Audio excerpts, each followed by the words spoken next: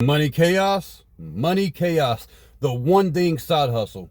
You ever feel overwhelmed by the idea of starting a side hustle? Well, let's forget for a moment. Let's forget about building an empire. Let's focus on the one thing hustle, I call it.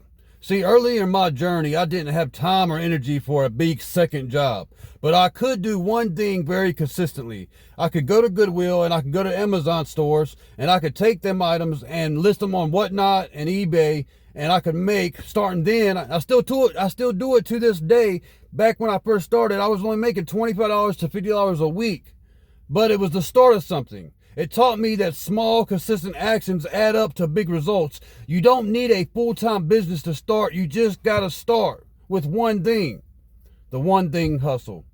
What's the one small, manageable side hustle you could start today? Share in the comments and let me know. I love side hustles. I think it's critical that we got to make more than one income. And the only way to be able to save enough money to reach financial independence and retiring early is to increase your income with side hustles. What's something that you do to help you reach your goals and not have to live paycheck to paycheck?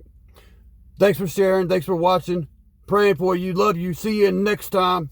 Bam! Boom!